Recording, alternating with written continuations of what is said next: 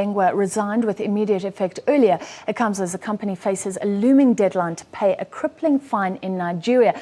Nhleko is scheduled to speak to shareholders via a conference call after the market closed today. We're joined on the line by MTN spokesperson Chris Maroleng. Chris, good evening to you. What has been discussed at that conference call? Good evening, Francis.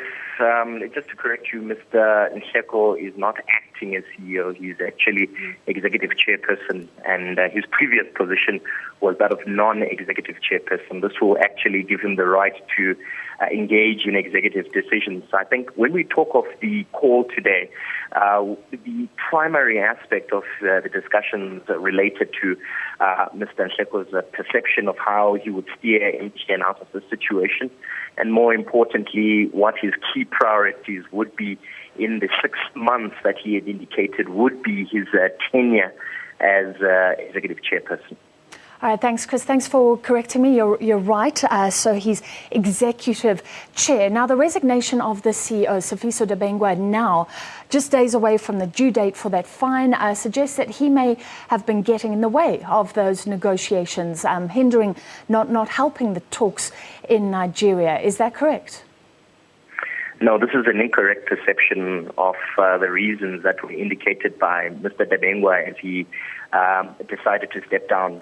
Mr. Dabengwo is at pains to point out that he was doing this in the interest of the shareholders and, more importantly, the company at large, that is the MTN company at large, given the difficult situation that MTN had found itself.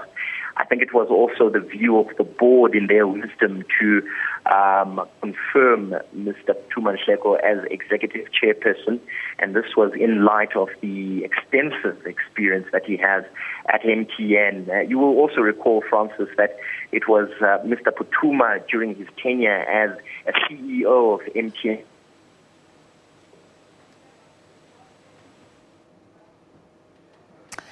Okay, how ironic that telephone lines are not working with us. That was Chris Maroleng from MTN. Confirmation today of a new acting executive chair, the non-executive chair, moving into that position after the resignation of the CEO.